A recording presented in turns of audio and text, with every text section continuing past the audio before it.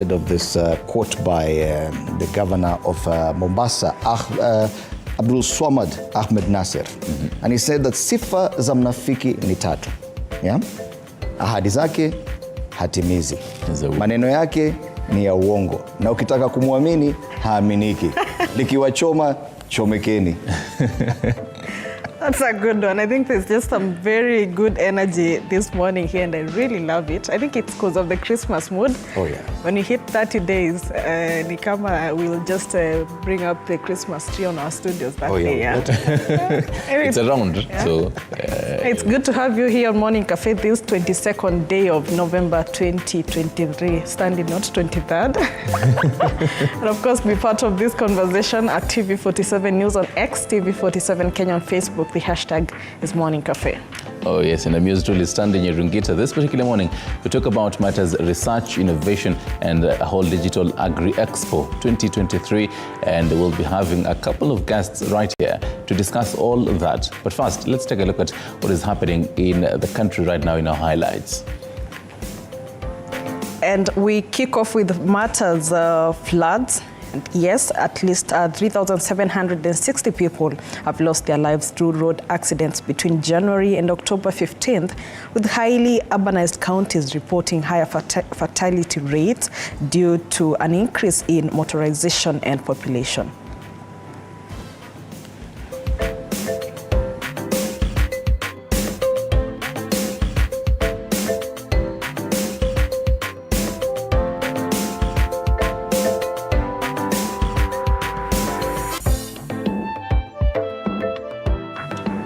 And in matters floods, county governors clash with deputy president on emergency response plans following heavy rains and flooding that continue to wreak havoc across the country, with Gachagua claiming that the counties already have 10 billion shillings for that purpose.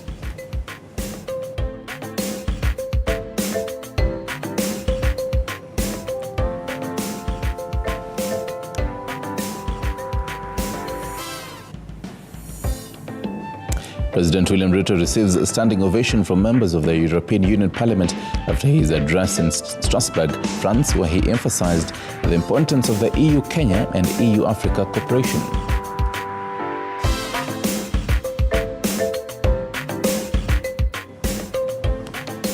Well, and those are the highlights this morning. Let's now take a look at the top story.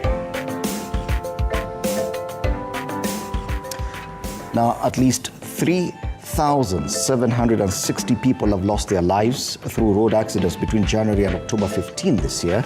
This is according to data released by the National Transport Safety Authority, NTSA. The NTSA Director General George Ngao says highly urbanized counties reported higher fatality rates attributed to higher populations and an increase in motorization.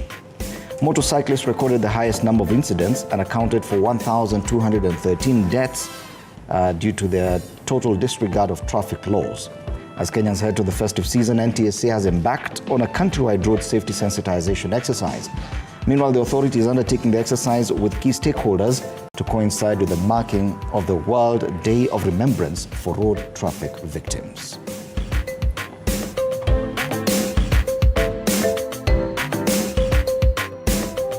Yes, let's now take a look at the day's diary, then we get down to the dailies. All right, and on our today's diary, the big story, the big thing we expect today in the National Assembly, the Cabinet Secretary for Transport, Kipchumba Murkomen, CS for Treasury, Professor Njuguna Ndungu, and CS Ababu Namombo Sports are set to appear before the National Assembly to answer on questions, being a Wednesday, to the members of Parliament, and of course, expected to come up is the issue of the 17 billion shillings oil scandal.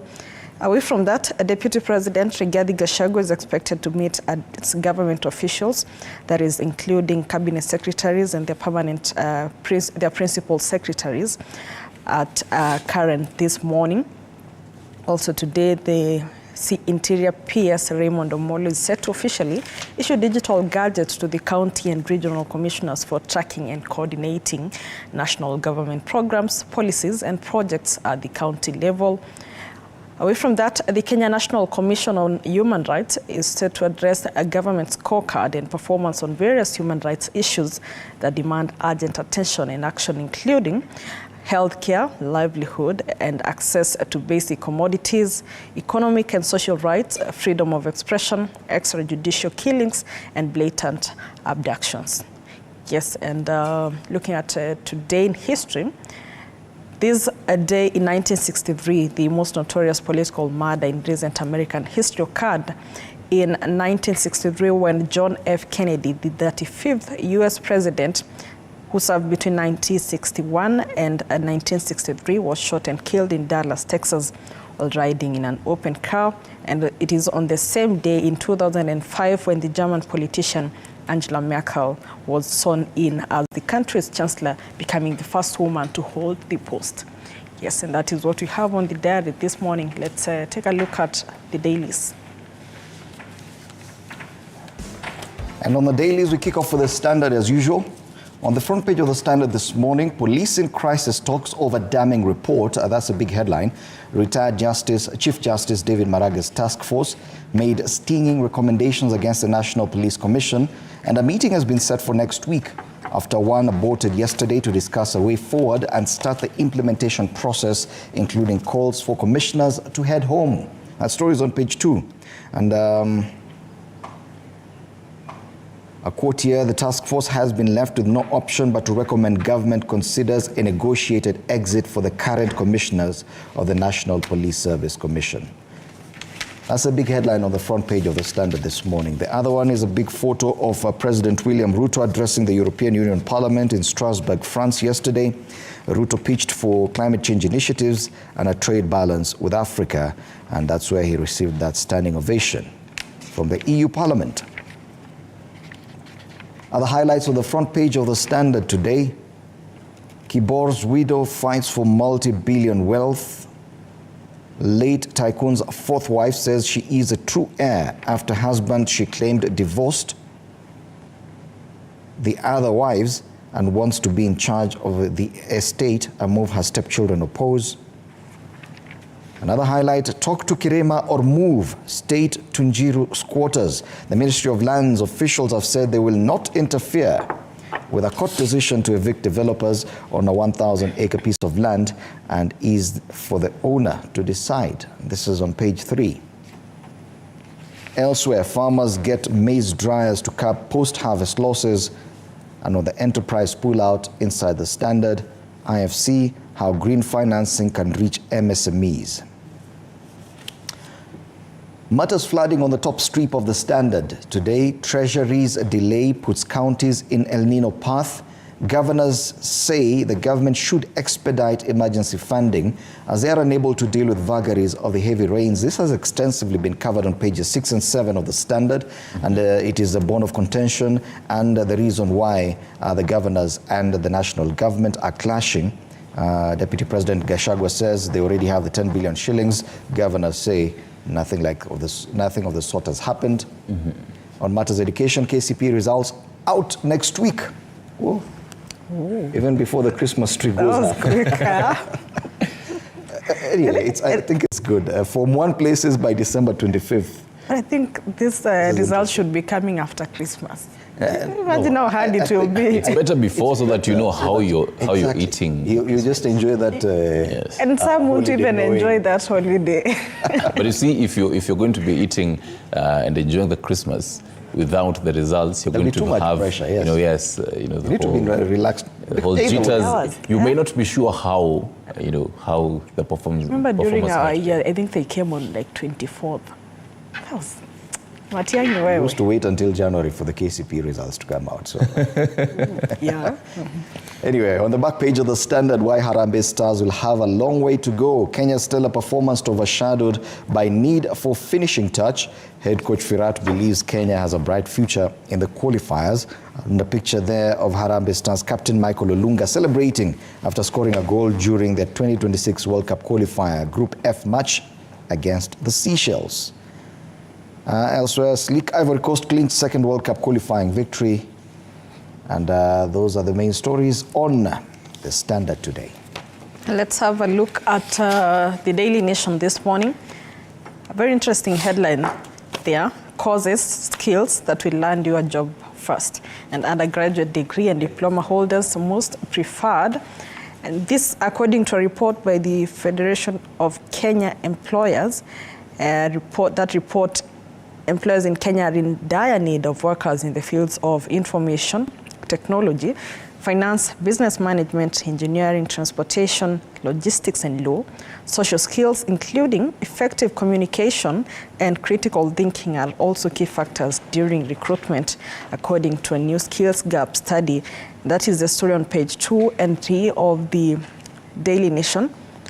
At the top headline there, Gachagua takes on governors, and Deputy President Rigathi Gachagua has told governors to stop blaming the national government for their failure to address the plight of flood victims in their counties. And that is a story on page 6 and 7 of the Daily Nation this morning. Let's have a look at what we have on the top strip of the Daily Nation. American pedophile denied bond, and a 68-year-old convicted American serial pedophile was yesterday denied bond by the Mavoko law courts in a case in which he's facing 7 counts of child sexual offenses. Yes, and another story there, Koinange Hair seeks to divorce wife in a 3 billion shillings estate row. That story is on page 12 of the Daily Nation. On the parenting pullout, virtual autism, silent pandemic delaying the growth of our toddlers. Another interesting one here, Anne Jerry to face MPs today over 17 billion shillings fuel saga. And that is a story on page 8 of the Daily Nation. Also, the CS for transport as well as the CS for energy are expected in the National Assembly today. Yes, another story there, Ruto addresses EU Parliament. And that is a story that we have on the back page of the Daily Nation. Ruto implores EU lawmakers to back Kenya's Haiti mission. And yes, away from that, double taxation and clashing laws hurting EAC trade, the House now says. Samata Sports there. Harambee Stars coach Engin Firat says the future of Kenya's football is bright and country firmly in the race to qualify for the 2026 FIFA World Cup finals. And yes, that is what we have on the Daily Nation this morning. Right, and also a reminder for our question of the day, those 2 stories reflecting on Daily Nation as well as the Standard matters floods. Who is to blame for the poor emergency response on the current flooding? Who is to blame for the poor emergency response to the current flooding? Talk to us on our socials at TV47KE on Facebook, as well as TV47 News, that is on X. We'll be sampling some of your feedback as we continue. Just take a look at this whole blame game. But who really is to blame on this? Kenyans were told earlier that the floods are coming, the rains are coming, but the poor emergency response seen in the country, who is to blame on that? Tuvuke katika gazeti la Taifa Leo. Taarifa kuu pale ni mgeni mchafu, raia wa Amerika aliyewahi kusukumwa jela kwa miaka 50 kwa makosa ya kudhulumu watoto kizimbani tena. Na umechapisha picha lake pale. Raia huyu wa Amerika mwenye miaka 68 ashukiwa kuhusika na msururu wa visa vya kudhulumu watoto kingono miezi 18 baada ya kuachiliwa katika hali isiyoeleweka, akitumika kifungo cha miaka 50 jela. Habari kamili ni katika ukurasa wa 2. Na raia huyu Bwana Terry Ray Krieger, raia wa Amerika ambaye anashukiwa kudhulumu watoto kingono akiwa kotini Mavoko jana. Picha yake hiyo pale. Kwingineko, madiwani wataka Ruto atwae Meru, waunga pendekezo la kutaka kuhamisha baadhi ya majukumu hadi serikali kuu. This again is one of the possibilities that we were talking about earlier. The fact that the president had been there before, and well, seems like the MCAs want a return of the president back in Meru. Okay. I guess the issues there persist. Yeah. Mm-hmm. The president is trying to dodge Sana. I think he's leaving that to Rigiji. Let's see how it pans out. Has Meru tried prayers Actually, praying in our the governor whole, is very prayerful. Tunategemea maombi yake. probably outsourcing prayers from other parts. I'll come with a full report after Christmas. Kwingineko mtazamaji, mwalimu afariki kwa helikopta. Katika gazeti la Taifa Leo hapo mbele, naibu mwalimu mkuu wa shule alifariki baada ya kukatwa kichwa na propela za helikopta. Taarifa za kushangaza hizo. Pale juu wachezaji pale unaona wakisherekea raha Italia wakifuzu Euro 2024 kufuatia sare. Mashabiki wa tabasamu baada ya kukosa kombe la dunia. Masuala ya spoti. Tuelekee pale juu, masuala ya elimu pamoja na masuala ya siasa. Tuanze na masuala ya elimu. Wataka TSC iajiri walimu 46,000 vibarua. Wasema wengi wa walimu hao wakaribia kufikisha umri wa miaka 45. Mwishowe Wiper yatishia kuzua fujo. Gazeti la Taifa hili, shilingi 30 hapa nchini Kenya, shilingi 500 kule Tanzania. All right. Let's take a look at the Star, which always has something different. And the big headline on the Star this morning revealed top county hospitals in big mess, understaffed, lack essential supplies, and unable to deal with many medical emergencies. And that story is on pages 4 and 5 of the Star this morning. And a very interesting photo of some wildlife making a dash for it as they are moved to conservancy. And I can't really tell the details there, but a very big, those photos occupy a huge part of the front page. Kenya Wildlife Service capture veterinary team leader, that is Corporal Champion Lelimo leading the mass capture during the relocation of wildlife from Taita Hills Sanctuary to Lake Jipe Conservancy. Thank you for that. Other highlights on the front page of the Star: brace for another week of flooding, misery, says Met Department. And they'll be looking at more details on what's happening as far as the weather is concerned. Elsewhere, MPs summon Chirchir Njeri over 17 billion shilling oil deal. And in Mombasa, Twalib says Mombasa choking with land grab cases. On the top strip of the Star, a story that not many people are talking about, but I believe is very consequential. Ruto Raila teams meet in last-minute attempt to save dialogue, and that story is on page 6 on the Star. Yes, let's have a look at the Business Daily. The top headline there, shilling free fall slows after CBK rains in banks. And yes, its spreads drop to 5.8 units from 10.4, and monthly valuation slows to 1%. Another story on the Business Daily, on the left strip of the Business Daily, Kenya Power to recover 6.5 billion shillings in tariff gift via bills. Yes, and an opinion there. On the top strip, the Kenyan economic indicators are only moving from bad to worse with no turnaround in sight. That is a piece by Frederick Ogola on page 9 of the Business Daily this morning. Yes, and on the right strip of the Business Daily, manufacturing worst hit in job skills gap. Another story there, poster salary arrears hit 504 million shillings. And on Africa Health Care gets 3 billion shillings. Yes, that is what we have on the Business Daily this morning. Right, from BD to PD, that is People Daily. Homeowners lose in Kirima Landrow, story also reflecting on the Daily Nation. They say property dispute turns sour. Land CS Alice Wahome rolls out any government intervention after court declines to suspend eviction order. Families occupying the 1,000 acres have until end of year to move out. And they want ruling quashed as heir of Italian who sold the land to politician dragged into the dispute. They have that report on page 4. On the right side, another story, also reflecting on other dailies. Child molester back in court months after he left prison. And just below that, on page 23, why parents of teenagers face big challenges is a must-read even for Fred. Definitely understand more on that. Why parents of teenagers face big challenges. It is true I have 2 teenagers. So. You're very correct. And on the top matters politics. Talks, Wiper Party gives tough terms. Kalonzo allies warn they will call for mass protests if Azimio conditions in bipartisan negotiations are ignored. That is on page 3.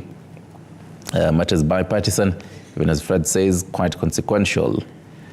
At the very top scroll there, in blue, not a new story, it matters Kenyan sports. 37 athletes found to have dropped in new report. Drug agency says runners, bodybuilders, basketballers most affected. More is on page 29. That is a People Daily. Okay, let's cross the border and see what's headlining in neighboring countries. And we start off with Uganda, and we take a look at the Daily Monitor, the paper in Uganda this morning. The main headline, widow faces trial over tycoon shot in bedroom. And you rarely see such a headline in Kenya. But yeah, in Uganda, Kampala, big news. Long arm of the law, DPP sanctions murder charges against businesswoman and Defense Ministry contractor Molly Katanga for allegedly killing her husband, Henry Katanga. The sanctions have also roped in her 2 daughters, Patricia Katanga Kakwanza and Martha Katanga Nkwanzi.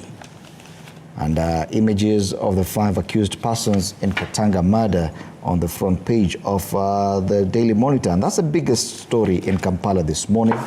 Other highlights on the front page of the Daily Monitor are on the top strip. MPs pay tribute to Joyce Mpanga, and elsewhere, court blocks by Bitaturi attempts to bypass lenders. Yes, those are the stories in Uganda this morning. Let's cross over to Tanzania and then the Citizen. The top headline there, East Africa lawyers wary of artificial intelligence rise. The East African Lawyer Society Chief Executive David Sigano minces no words, saying the artificial intelligence revolution is emerging as a serious threat to the legal profession in the region. Interesting one there on page 2 of the Citizen. And according, I just lost it. Is it? I just lost that e-paper. Okay, thank you. And in numbers there, again. Which one are you looking at? Okay. The East African? Yes. The Citizen. The Citizen. The Citizen, East Africa lawyers wary of artificial intelligence rise. East African Lawyer Society Chief Executive David Sigano minces no words, saying the artificial intelligence revolution is emerging as a serious threat to the legal profession in the region. Wow. And this is interesting. You know, you can actually draft your own suit without the help of a lawyer. Exactly. You can draft an agreement through AI. And that's a big story on the front page of the Citizen. You can look at the other highlights. Yeah, sure. And another story there on the bottom strip, rights body faults government proposals in democracy review. The Legal and Human Rights Center yesterday highlighted at least 10 issues of concern in 3 bills that seek to strengthen democracy after 3 decades of political pluralism in Tanzania. That story there is on page 3 of the Citizen. And why Tanzanian researcher was picked for tech grant. And telemedicine pilot project could be a game changer. It's interesting. The top page of the Citizen today is just matters tech. On the top strip, Tanzania's top techpreneurs celebrating women. Interesting. Is it Tech Week in Tanzania? Yeah, and mostly on Wednesdays, I've realized they focus on matters tech on Wednesday mornings. Interesting. And how tech can bridge the existing justice imbalance. Yes, that is what we have on the Citizen. A techie Wednesday there. Tuongeze gazeti la Mwananchi, tuone habari kuu pale. Nondo 10 za LHRC sheria za uchaguzi yatangaza mapendekezo yake ya kuboresha miswada ya sheria za uchaguzi iliyowasilishwa bungeni hivi karibuni. Yamo masuala yanayoibua mjadala kila mara nchini. Wamedokeza pale mapendekezo hayo ya LHRC ikiwemo matokeo urais yataka matokeo ya urais yapingwe na mshindi apate zaidi ya 50% ya kura halali zilizopigwa. Watumishi wa umma yaungana na wadau wa siasa kutaka watumishi waondolewe katika kusimamia uchaguzi. Na mwishowe, diaspora pia yataka Watanzania waishio nje wapewe fursa ya kupiga kura wakati wa uchaguzi wamo pia wafungwa. Hiyo ndiyo taarifa kuu nchini Tanzania. Vidokezo vingine katika gazeti hili pale juu: sakata la Mwabukusi Mpoki la mshamoto. Kwingineko, mashahidi wasimulia mwili ulivyotolewa kituoni usiku. Na pale juu, hekta 10,000 alizozitoa JPM zazua jambo zito acharuka. Masuala ya kitaifa, upande wa kulia, where anavyoleta fair play ya soka katika siasa Afrika. Habari katika ukurasa wa 14. And remember even yesterday, talking about the same, and I feel like this even statement raises and paints that particular picture. The fact that the whole fair play and sportsmanship, he really brought it out in the elections in Liberia. The whole sportsmanship, and said, I concede the defeat and I am not going to. Some good stuff there. Oh yeah, that's a cartoon on the Standard today. Matters sportsmanship, actually. Yes, boys are going to the World Cup, and this is sports again in Ivory Coast. On the Standard, the elephant you're going to face. The elephant in the room. We are in the same group with Ivory Coast, which has already qualified.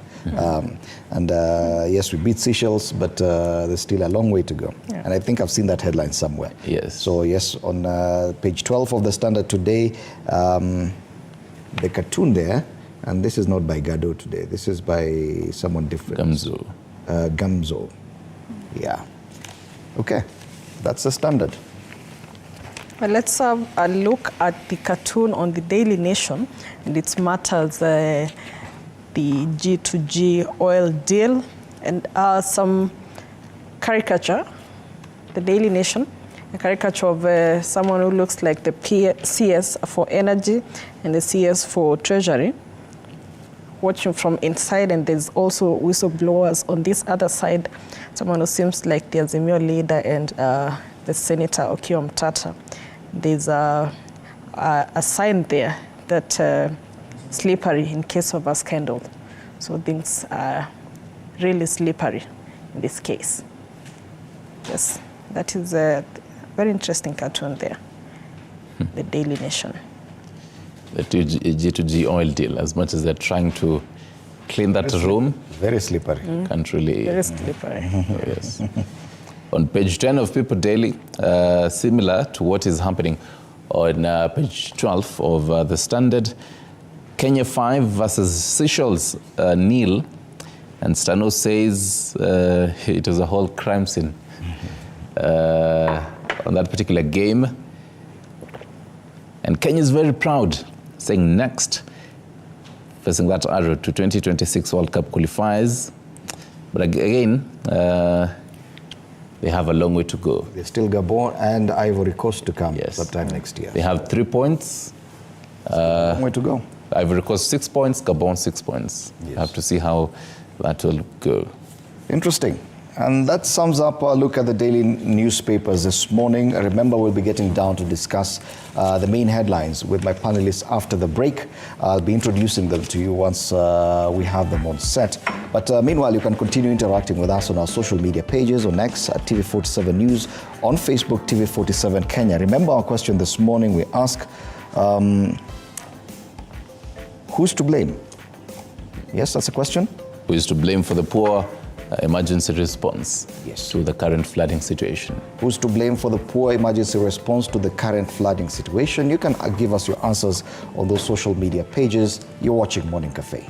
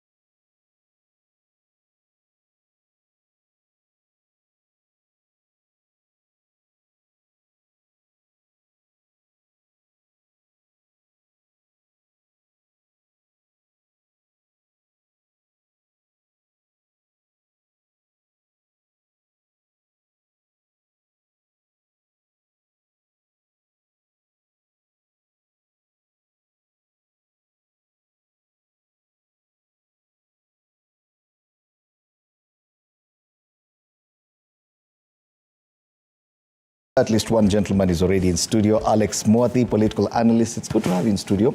It's been a while. I think it's almost a month now. Yes, that's true. I've traveled a bit, and I'm back now. And always a pleasure to be here. And thank you for calling me to come in. Yes, and I've just received an autographed copy of the bailout plan by Alexius Mwathi. And here is referred to as a life coach and motivational speaker. That part you didn't know. I didn't know that. Every day you learn something new. That's true. Very interesting conversations. Yesterday, the president received a standing ovation in France. The headlines today are very varied, not as common. You cannot see a common thread apart from the president's address to the EU Parliament. So we're seeing the Standard going with police in crisis talks over damning report. Causes, skills that you land you a job fast on the Daily Nation. But something that probably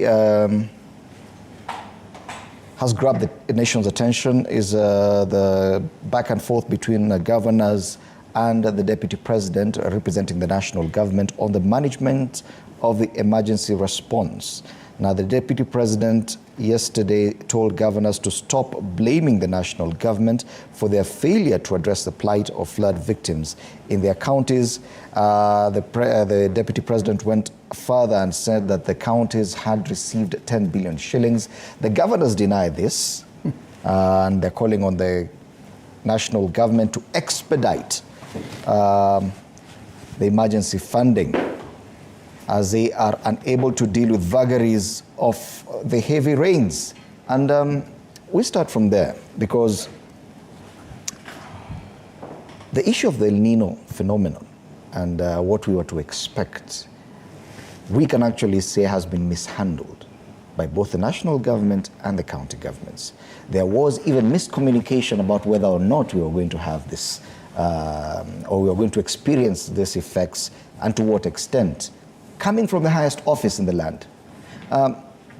It looks like governors are taking cue. Something that we talked about, something that we were warned about months in advance, we're still not able to tackle that. Let's start from there. Interesting conversation. We were warned that there are going to be El Nino. And we made fun of that report. We made fun of it for almost 3-4 months. I don't know whether you remember that we even had a situation where when the funds were supposedly released, counties like Machakos were accused to buy boats. And I think Nairobi and Machakos were supposed to have organized to buy boats. Whether that was true or not, that's a different story. But we made fun of it. And some people are saying that it would be very interesting to see boats in Machakos for the first time. And as a people, we tend to take for granted warnings that we are given. Because for us, it's about politics, about which side of the political divide you are in, and you take it lightly. Met kept saying that there will be heavy rains. For those of us who look at the world weather situation, it was definitely that this side of the world would be pounded by heavy rains. Whether you call them El Nino or you call them Super El Nino, like some people are doing right now, there's going to be that effect. We've seen the effect of that in 1998, when it was the worst case. And we needed to prepare ourselves for that. And this goes to a whole issue of our preparedness for any emergency situation. We are jokers in that we don't take it that much serious. The blame game is very unfortunate, because as a country, we have 2 levels of government, but they are not disjointed. They are supposed to be independent, but really they're disjointed because the central pays for the work of the devolved government. This is not time to start looking for someone to blame or someone to question. It's a time for people to sit down together and say, look, we know the effect so far is this. We know, based on the projections of the people that are studying these phenomena, this is expected, because I don't know whether you have seen some reports that saying that this rain could go on up to 2024, yep. Meaning that we are in the first 2 weeks of the rains, and there are people who are projecting that will go on for 2-3 months. So really, is it time for us to start shouting at each other? Is to think of the effect of that on a long-term basis so that we can take care of our people at this time. As it were now, with the kind of exchange that is going on, I think maybe very little will be done except a scandal coming up, so that the headlines in about two months will not be about causes, skills that will land you a job, but who stole 17 billion. Okay, allow me to introduce Robert Basil MP Yatta to this conversation. Karibu sana, it's good to have you in studio. Thank you. And we're starting from this, what we're experiencing with the flooding situation and the El Nino rains. And today we are seeing an unfortunate situation where the national government and the county administrations appear to be speaking at cross purposes, mainly to do with funding. Both these governments, these institutions, these government entities had the information that El Nino was coming, either way. Yes. Had the information that there are going to be consequences to this. We are about a month into this phenomenon. The weatherman says we will be in this for another 2 months at least, but we are seeing people fighting over whether or who's to blame on the mishandling of the process or the response so far. Why are we prioritizing politics instead of emergency response? Well, first, thank you for hosting me this morning. What I would say, it's unfortunate as a country we never learn, because this is not a time for blame games or wrangles between two levels of government. If you look at before the El Nino came, there was a proper announcement that there'll be El Nino. Task forces were formed. Monies, I think even some donations came from foreign countries. But now when we talk of there's no money, that means maybe the money was misappropriated. And it's so unfortunate. You can imagine there are countries where they don't receive this level of rains. Here in Kenya, we have heavy downpour.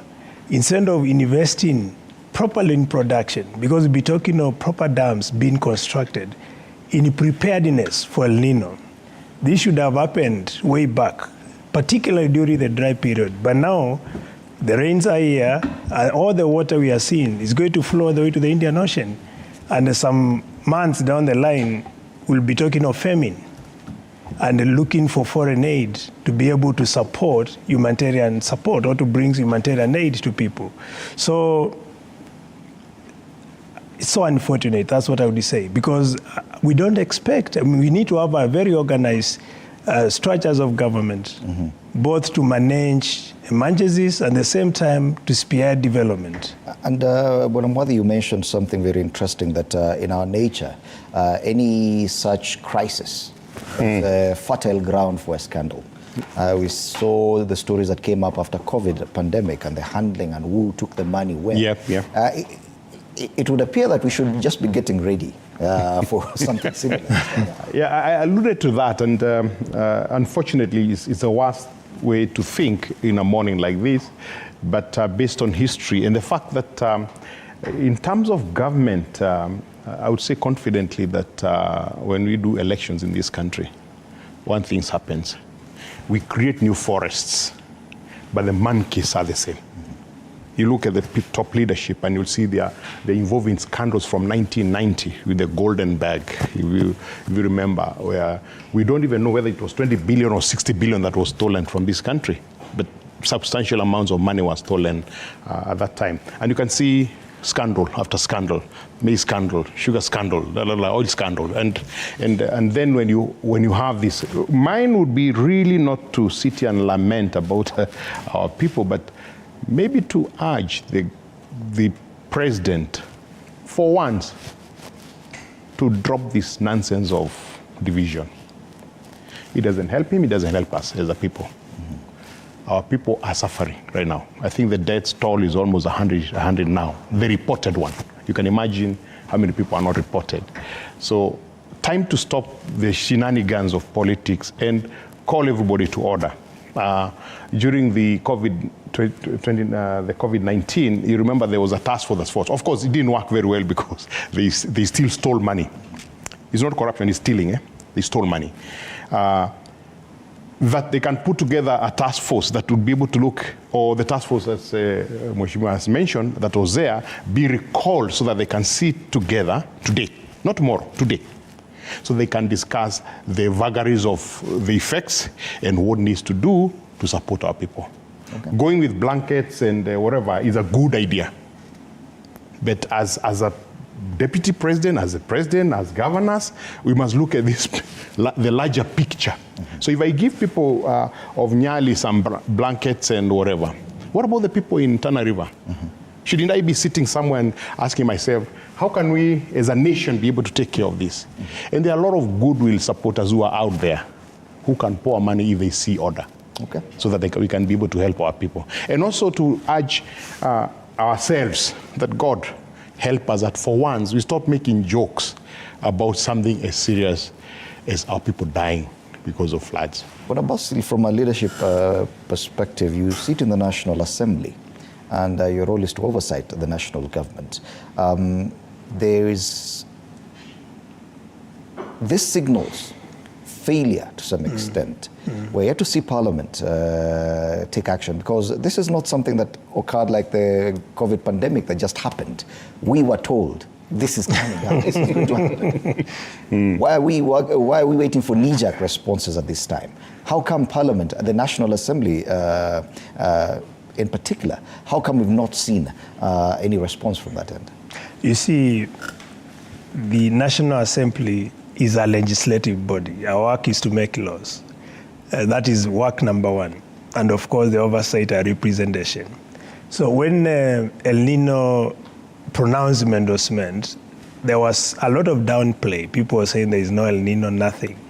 And as I indicated, from 1998, when El Nino first came to this country, preparedness measures should have started back then. And we should not be waiting when it rains as a time we start running here and there, trying to reorganize ourselves. It's like trying to stop a bus that has already left. Now we are talking of casualties, fatalities, losing lives and properties. When in principle, we should have done proper communication to do evacuation of areas which are affected. And our meteorological department, they don't seem to be playing their role very well, because also the way they communicated is like they were not even sure. So once they tell us exactly this is what is going on, and the weather patterns give proper signals that there'll be El Nino or there'll be heavy downpours in certain areas, the county government and the national government should have coordinated much better. And very importantly, some of the preparedness measures could, as I said in my opening remarks, proper dams. Because now if we had proper dams in most of the areas, particularly the dry, the Asal regions, this water that we are seeing flow into the Indian Ocean and also getting wasted could have been stored for future use. We'll be talking of livestock lacking water and pasture. We'll be talking of human lives. And also now, if you look at our current situation, we are importing most of what we are consuming. And our balance of trend is negative. So this is the best moment to revive such a trend, to invest more in production and reverse the trend where we can mitigate importation and produce more for consumption domestically and also for export is possible. For opportunists who are looking to profit or profiteers from such a crisis, it would appear there's very little to be gained by executing proactive approaches towards mitigating the potential vagaries of an impending disaster like this one. That probably there's more to be gained by waiting for it to happen and responding to the chaos. It would appear that's the mode of operation for the government especially. Painfully, I would agree with you that we are happier when a crisis happens, because when crisis happens, then we are able to make quick decisions that sometimes, and you've seen it in the past, that go against the procurement systems, and then the National Assembly then rubber stamps whatever has already been in a hurry. In a hurry also. I don't know, because Michelle is sitting next to me. We've had stories of what happens in the toilets at times like that. And that's our tragedy, Fred, that as a people for 60 years, we refuse to be proactive in doing what we ought to be doing. Today, when we are going through this kind of situation where lives are being lost, meaning is a national disaster that requires everyone to put their efforts together. And like we are saying, it's not something that has passed. You know, it's not like a bomb blast that has passed. It's something that is expected to carry on for a while. And you can see the pictures on the TV on the amount of water that is flowing all over the place. The parliament will waste its time talking to one Anne Jerry about a so-called scandal for 17 billion. Fred, if anybody knows the processes of importing goods in this country, you don't need to take Jerry to parliament to question her. It's a complete waste of time. Because you import goods by getting IDFs, import declaration forms, you have the profile invoices from the supplier, there is a way you can trace anything that is important in this country. Try importing a pen in this country. You see how difficult it is. So if you have those documentation, why do members of parliament want to waste time grilling someone who is claiming to have imported? She is supposed to produce those documentation of importation. Fuel is not like if I want shirts from China, I can go online, order them, get IDF, whatever. Oil is something that you actually need approval to import. What are you grilling her for? Where are the documentation for that kind of thing? And for me, that's my pain. That they will waste time doing things that are superfluous and not concentrate on the issue that matter for the sake of the Kenyan. Okay. Right now, what matters for us as a country is that we're in a situation that could easily evolve into a huge disaster. That in you're talking about a month. The rains have been here for hardly 2 weeks. Mm-hmm. If in 2 weeks we have lost 100 lives, we are looking at rain continuing up to January, 2 more months. What might happen? There will be more disaster because the earth takes in water and it can only build up. Mm-hmm. Build up. And that should be the greatest concern for the people who have been elected in this country to be able to call, even the government, the central government, the executive, into order. Mm-hmm. That please organize us in a way that we can discuss this disaster. It is an issue of priority. I think right there's something the sense of urgency. All institutions of governments, even Parliament, the executive, it does not appear that we're taking this thing as urgent. We have other priorities right now, politics, for example, and other issues. Are you feeling that sense from the National Assembly's perspective? I want to tell my brother first. It's the way the government the parliament is organized. We have committees. Wanjiku, Anne Jerry, she's not being questioned by the entire parliament. It is the responsible committee which is spearheading the discussion, because as people's representative, we have a duty to inform Kenyans. So the committees responsible are the one dealing with the issue of Anne Jerry. The same applies to floods. We have committees responsible for agriculture, the one dealing with drought, disaster response, etc. These are the committees that should actively engaging different stakeholders to be able to understand how is our government prepared, and more so the members of parliament from the areas that have been affected. Because if you talk of the current rains, the level or the quantity of downpour is not uniform. The areas which have received more rains than others. So the responsible representative from those areas are the one engaging the different committees. So we cannot stop the entire business of the house to focus on one particular area.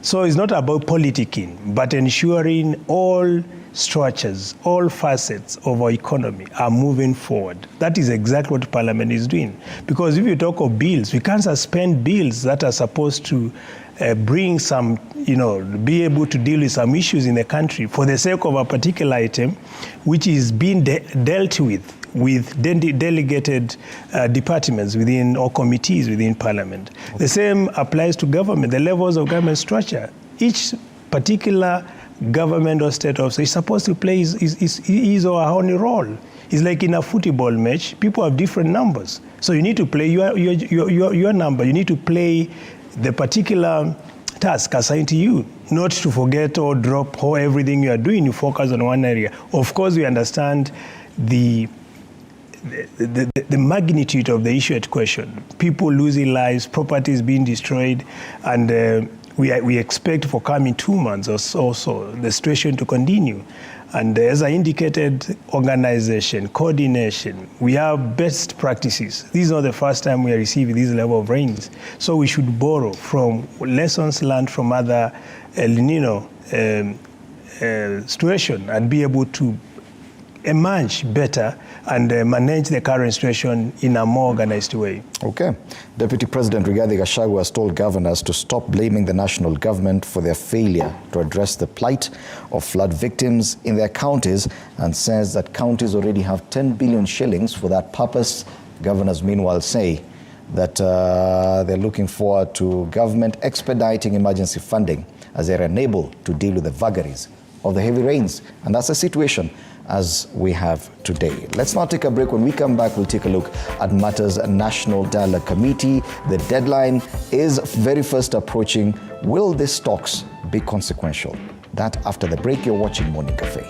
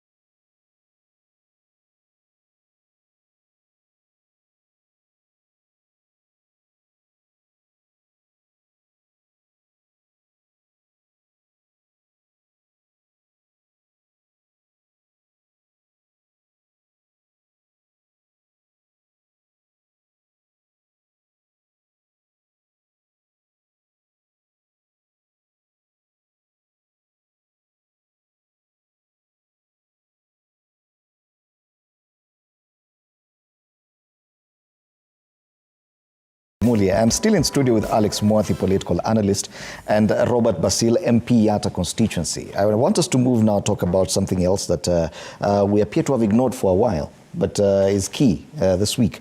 The National Dialogue Committee is having its deadline coming up very first on the 26th of this month. Today is the 22nd. They had promised that by Friday this week, that's in 2 days' time, they would have already presented a report. I know feelings about whether or not this initiative will be consequential differ. And I'm looking at a headline on page 4 of the Daily Nation: double hurdle for Ruto Raila talks as deadline approaches. And they say that allies of President William Ruto and opposition leader Raila Odinga yesterday maintained hardline positions ahead of a crucial meeting with National Treasury Cabinet Secretary Njuguna Ndung'u this morning on tax matters. The National Dialogue Committee is facing a double hurdle of resolving the highly contentious high cost of living issue and beating the November 26th deadline. Mr. Odinga's Azimio la Umoja coalition has insisted on a review of the Finance Act 2023 with proposals to scrap the housing tax and halve the VAT on petroleum products from the current 16 to 8%. And now, this is a bone of contention. In 2 days' time, they need to have resolved this for us to have a substantive report that will be of consequence to Kenyans. Kenyans have waited for this. Kenyans have spent money on this initiative. Do you feel the letdown that at this point they're still haggling over what to include in the report, Bwana Mwathi? When this conversation began, the so-called dialogue, and he's rightly said that on that headline, that this is a talk between Raila Odinga and William Ruto, the president. So it's not about Kenyans. It's not about what is expected of this country. So it's it's these two gentlemen agreeing on something. And what has happened is that as we have gone on, the matters that are important has evolved. If you remember, the very first thing that caused this dialogue was about election 2022 being stolen in quotes. That over time was put on the back burner because I don't hear it being mentioned anymore. There was the opening of servers, there was all that. And then as the Maandamano began, you remember, then we started talking about cost of living. And then the conversation went on. And at the tail end of that, now we are picking up, people are picking up culture issues that will capture the imagination of Kenyans as a talk that has to do with Kenyans. First of all, I want to say that this talk is not about Kenyans. This talk is about individuals and their desire either to remain in power and others to gain power. And to an extent that whatever comes out will be meant to feed into that. At the tail end of that, to start talking about because I think now the issue of some supposedly or contention is a housing levy is the height of dishonesty to say that's the big issue for you, because we know like I said earlier, the elections last year was about a de facto and a de jure government fighting each other. It was everybody was in government, as it were. The president was on one side and the deputy president, his deputy president, was on the other side. So really it was a government fighting government in that election. And in that time, the government then wanted to put a levy at 1.5%. The opposition then in government was fighting that. Now, when the ball went to the other side of the field, the current government imposed it. And the people who wanted to put it before opposed it. So which means there's no honesty in that. The bipartisan talk, my desire would be that they come to an end so that we can move on with this life, so that we can move on as a country and hope that there can be change. But as far as whether that bipartisan talk will help us as a country, I'm convinced no. But Basil, there are things that of great importance to Kenyans currently that hinge on the success of this bipartisan talks, even away from the cost of living, the issue of the reconstitution of the IEBC. Remember, there are so many constituencies or wards, areas of representation that are yet to get members because of the required by-elections not happening due to lack of the IEBC. There's a boundaries review, which no one is still talking about, whose deadline is in March next year. And without the IEBC in place, that will not happen. It will definitely have consequences. It is in our interest that this National Dialogue Committee actually finalizes its work and presents a report. Without the issue of cost of living, will we feel that the discussion or that report is consequential enough? You know, for these bipartisan talks to be initiated, one of the key drivers was the anarchy and the acrimony, the political acrimony which presented itself.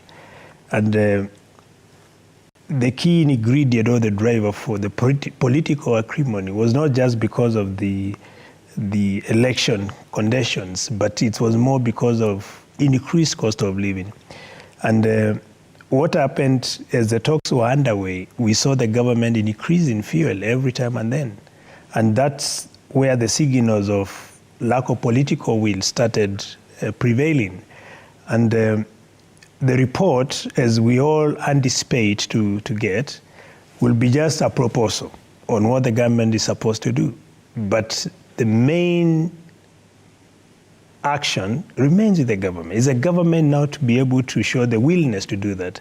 And if you look at the IBC, currently we are in a very precarious situation because by-elections cannot be conducted without an IBC that is functional, without commissioners. And it is unfortunate we are held at ransom as a country without having a very essential body ready to be able to deliver or to discharge its duties. And these particular talks, of course, the Azimio, we had our own interests in terms of the agenda that was put forward, and also Kenya Kwanza. And now it's the time for the respective center of authority, we are talking of the head of state, to really now come forward and be honest to Kenyans and implement the proposals that are going to come from the talks. Because now everyone wants to see an improved life for Kenyans. That's number one. Soon we'll be talking of school fees. How many Kenyans will be able to afford school fees in January? Now, as we speak, very few Kenyans can even afford a meal for the family. So we are in a very worrying situation. And we should not put aside politics and as a government resonate with the reality and what the people want to see. Okay. Reduced cost of living. For President Ruto, it would be of interest to him also to ensure that these talks do happen. He has enjoyed relative political calm since the talks started, and at least that you can say has been consequential. A return to the kind of anarchy or chaos we had before these talks started would not be very welcome for this administration, which is already grappling with so many other things. Remember, there are so many things underlying, and Kenyans are becoming jittery. At this time, it is not the time to sow seeds of discord, don't you think? Ideally, if that talk was about this country, about what happens, about good leadership, about all the nice things that you guys are talking about, they should have ended in the first month, because people would agree. Mm-hmm. The issues that affect Kenyans are known by everyone, especially leadership. They know. So if it was about Kenyans and Kenya, then that should have taken a much shorter time for it to be concluded. But it's a grandstanding thing, is a whatever. And if you remember, this is, from a legal point of view, this is a parliamentary report. Unlike the previous one, when we had the BBI report that was between President Kenyatta and Raila Odinga, this is more of a parliamentary report that will go back to Parliament. The MP will confirm for us that we'll be able to discuss and look at how it can be implemented. Where you need constitutional change, then of course we'll have a referendum in 2016 that will not take place because somebody will go to court and then it will be thrown out, and then we are ready for the election of 2027. So Kenyans are not ignorant of the problems they are facing. And Kenyans know that the solution to their problems don't require that grandstanding and 3-4 months of people seated in a room to discuss. Kenyans know. And the members of parliament and leadership know. And I think, in my opinion, that they should be addressing it. You know, this whole shenanigans, because it's not the first time we have had these kind of things going on for 6, 7, 8 months, akin to what I told you previously about the mothers during the Mau Mau War who would boil banana stems for children and telling them the food is coming, so that you're still waiting for that deadline to come. Then after the deadline, something else begins now. Now a constitutional amendment thing starts, and it goes on 2026, so that it's like you're being made to forget that. It reminds me of something that during the Second World War, and towards the end of the World War, the Office of Strategic Services in the United States of America is a precursor to the CIA today, came up with something they used to call Simple Sabotage Module Manual. And this manual was developed, of course, after many years. You know, they declassify documents after a couple of years. So now it's declassified. You can actually be able to get it on the internet. It's a simple sabotage manual. And the purpose of that under the CIA was to go to countries that were under occupation and use the rebellious citizens to sabotage everything. And it explains how it taught the CIA officers what to do and how to disseminate information, so that it is not individuals but collectively people sabotage systems. And they were very successful because those governments came down immediately. But it's not... and I think it's a lesson that we've learned very well as a country, so that we have this kind of talks as part of a sabotage, citizen sabotage, so that we don't progress, but we keep staying around a table, discussing and not doing anything. Because in that book, one of the things that explains the most successful way to sabotage is actually to do that. To spend more time in meetings, to spend more time in what you call paper pushing, questioning everything, so that nothing moves forward. Okay. There's a proposal there that's interesting, and this is doing away with the housing levy. It was not there before. But it would necessitate a revision of the Finance Act 2023. This is a big thing for the Kenya Kwanza administration. It's one of their flagships.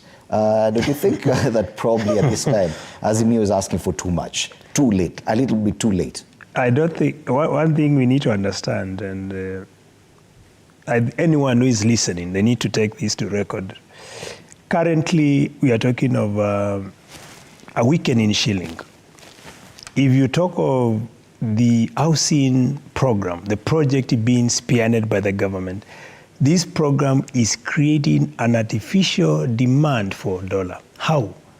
With increased need for construction being prioritized by the government, means that most of what we need for housing, this item, most of them is imported. If you talk of iron sheets, the roofing materials, most of them they're imported.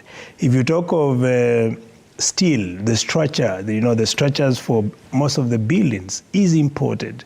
So when you create an artificial demand for dollar, your shilling is continuing to weaken. And if you ask yourself, is it a priority for Kenyans to have affordable housings? If you look at hierarchy of needs, what comes first? Food. We need to first feed ourselves before we think of affordable housings. And if you talk of affordable housing, were Kenyans involved to prioritize and say our priority is affordable housing? Article 118 of the Constitution demands public participation when you are making important decisions for the country. So when we say that this levy, because these additional levies and fees that we have been seeing after the new Finance Act was introduced is what is contributing to increased cost of living and making life unbearable for many Kenyans. Because when you are increasing levies and additional taxation, there are theories which needs to be factored when you introduce taxation. One of it is ability to pay theory. For you to introduce new levies, you need to ask yourselves, are your citizens in a position to pay for these increased taxes or levies? The answer is no. Now you are making the poor to be eliminated. It's like an extinction for the poor. The rich will continue because there are people who are making deals in these construction activities, contractors importing those materials, etc. The people are making a kill out of it at the expense of poor, ordinary Kenyan who is struggling to make ends meet. Okay. And when we say Azimio, it's not that we are coming late. Our job, and it's not about Azimio, but the people need to understand, when you elect someone, you give the person the responsibility to represent issues that are pertinent to you. Okay. Doesn't matter whether you are in Kenya Kwanza or you are in Azimio. When you go to shop, is there a shop for Azimio people or is there a shop for Kenya Kwanza people? We all go to supermarkets. There is no special pricing for a particular group of people. If there is an issue that's affecting our country, it affects everyone. Okay. It's all about your pocket. How deep is it? And they also argue that probably does make sense, that the situation we are in, and you said correctly, people do understand how bad the situation is. Our leaders tell us every day how bad the situation is. We are in the age of information. We can access all this information. People questioning, if at all the situation is that bad, isn't it rational to ask the government to slow down on some of these ambitions? That yes, the housing plan could be very positive and welcome, but probably not at this time. Can it wait for a few more years? On the surface, it looks like a very rational request, don't you think? When the housing levy was introduced last year by the Jubilee government, led by the Handshake brothers, some of us opposed it. Not on the basis of the other shenanigans that are coming up now, but on the fact that it didn't make sense to tax Kenyans to build house for Kenyans. That government is not in business of doing that kind of a thing, of starting a project. We're talking about employment. We know as a country, as a people, that one of the constitutional rights is housing. So to an extent that the government has a responsibility to come up with processes that makes the process of owning your own house important. We can't say that you start with food first and then housing. They go together. They're very at the bottom of the Maslow's law hierarchy of needs. So housing is very basic. We need 250,000. We are able to produce only 50,000 every year, meaning that we have a shortfall of almost 200,000 houses every single year. So how do you bridge that?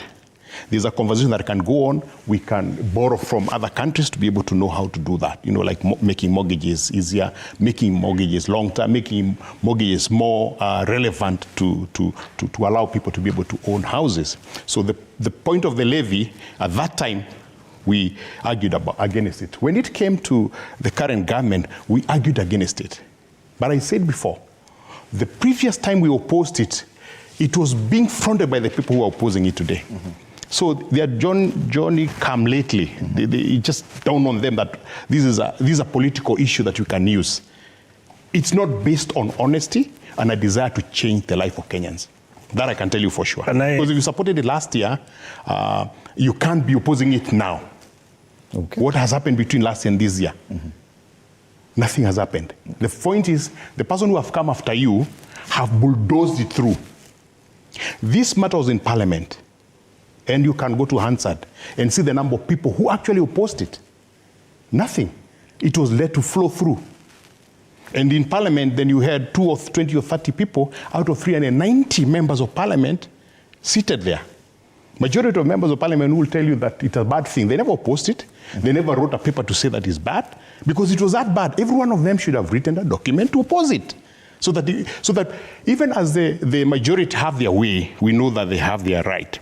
So that's one. So it's coming in too late to try to use something, like strolls to be able to hold on a thought that you think about Kenyans. Okay. I want first, members of Parliament, we are 345, not 390. So what I wanted to say is, when it comes to... It's 390. Do your maths. No, unless you put Senate together. Yeah, unless you include Senate. Yes, because we are 345. Yeah. Okay. So Senate, members of Parliament. Yeah, but Senate is not members of Parliament. I think we agree on that, yeah. Yeah, so what I wanted to say is if government was genuine on affordable housing, they should have removed taxes on construction materials, starting from timber, coming to steel, coming to cement, all ingredients for construction. That would have made it easier for Kenyans to build their houses the way they want, but not imposing levies. And when you impose a levy, the same time you'll be able to sell. They want to sell these houses to people. How many of us will be able to afford? Only those with the money. So the whole concept of affordable housing becomes a theory now. It's becoming an hypothesis as opposed to being practical. So if they really wanted it, zero rating materials for construction, then we would say they mean business. But the way things are being done is basically people who are cutting deals. People are making money. If you look at history from 1963, we had 3 major issues that as a country we had prioritized. Number 1 was how to fight illiteracy. Number 2 is how to deal with diseases. Number 3 was how to deal with poverty. Look at the way we have prioritized our things. It looks like we have left what the country, the foundations of this nation, based on the forefathers. We are still grappling with the same issues. But our policies, our strategies don't seem to focus on these main issues. We are still talking of illiteracy. Our education system now has been completely destroyed. Very few now can afford higher level of learning. Initially, me and you went through HELB system. Now they have brought the loan support system, HELB, a reviewed HELB system. We have the government sponsorship. They have removed the subsidies they used to give universities. And the support of HELB currently at the government sponsorship is selective. So you find people from poor families and some from middle income cannot be able to go to school. Now, if you destroy your education system, how will you fight illiteracy? Point number 1. Come to point number 2 about diseases. Today, the health system of this nation has collapsed. We devolved health, but if you look critically, our health system from the lower level to the upper level has collapsed. You go to hospitals, there are no drugs. You go to hospitals, we don't have proper equipments. The health infrastructure is in a very dilapidated situation.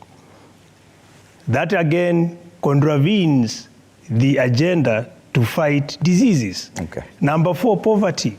We are not investing on production. We are still importing most of what we consume. Wealth creation, because once you invest in production manufacturing, then you'll be able to create wealth and generate employment for your people and be able to move your people from poverty, the way Chinese did. In mid-90s, China was able to move half of its population from poverty to middle income. Okay. Kenya, 60 years down the line, we are at the same level we were in 1963. Okay. So it's very unfortunate, and it's a time for us to think as a nation and do review. We reevaluate ourselves. Okay. Otherwise, the trend may continue, and we may take longer than expected. And the situation we are now in with this National Dialogue Committee, which is about 2-3 days to the deadline, is that now the threats of going back to the streets have returned, and I'm looking at the front page of the People Daily. And this is a Wiper Party, of which you are a member. Wiper Party gives tough terms. Your party leader is a co-chair of the National Dialogue Committee. Kalonzo allies warn they will call for mass protests if Azimio conditions in bipartisan negotiations are ignored. Bwana Mwadhi, we talked about the possibility of going back to that kind of situation after this relative calm that we've experienced. With El Nino rains, high cost, debilitating high cost of living, high cost of fuel, everything, people are going hungry, then we go back to the streets. Don't you think that we are staring at some serious risk here? We've always been on the precipice. And every country that depends its whole policy, its whole politics on individuals must go through that, because then it's so-called grandstanding. So it's not an issue of sitting around at table negotiating. I've told you today that the sticking issue, and I hope that you for the state people are reporting the correct thing. The sticking issue right now is housing levy. Remove it. And I've told you, and there evidence that last year the people who were saying remove it were the ones who were saying we will put it. What has changed? Just tell you they are not honest. There is a height of dishonesty, and the bottom line is they are happier when chaos happen because they benefit from the chaos. Okay. It's very simple. And even as you continue the conversation, the panel just grew bigger, and now we have a full panel. Geoffrey Ruku, MP Mbeere North, karibu sana. It's good to have you in studio. I know the traffic on Kiambu Road is an issue, yes, yeah, but it's good you finally made it to studio. My apologies, I've spent more time from Muthaiga Golf Club to here than time I spent from my home to Muthaiga. The rains are here with us, and hence that situation. Also, Alenga Torostat, political analyst. I know you have a similar experience, but karibu sana. It's good to have you in studio. We've had so many discussions with the Honorable Robert Basil, MP Yatta, and Alex Mwathi, political analyst. And I want to bring you into this. Away from the issues of floods and other things, the National Dialogue Committee, the deadline is in about 3 days' time. And the co-chairs had promised that by Friday this week, there would be a report ready for presentation to the two principals for onward forwarding to the Houses of Parliament. What we are seeing now is grandstanding and hurdle after hurdle, especially on those demands by Azimio, that the housing levy be dropped and the VAT on fuel be halved from the current 16 to 8%. Let's start with you, Bwana Ruku. Do you think this demands are too much, and do you believe that these talks will be consequential given the deadline that we are looking at? First, I know a lot of damage has been done in terms of by my brother here, because it's very easy to say government is doing nothing. It's very easy to say, especially for those who are in the minority. But the truth is that there is a lot which government is doing for Kenyans, and that I know is not a question which you have asked. But as far as the dialogue committee or the dialogue is concerned, my position has always been that dialogue is a waste of time and resources. Because whatever dialogue the committee is talking about is things which are ongoing in Parliament. If it is amendment of election laws, already I have a bill which is seeking to automate the entire election process. Unfortunate thing is that the people on the minority, they like talking about the problem but without proposing any solution. Kalonzo Musyoka and his team have been talking about the problem, but they are not proposing the solution or what need to be done as far as elections are concerned in this country. The minority side in Parliament the same. And that's why I am in the majority, but I have come up with amendment of Election Act so that we can ensure the issue of saying your elections were stolen will be a thing of the past.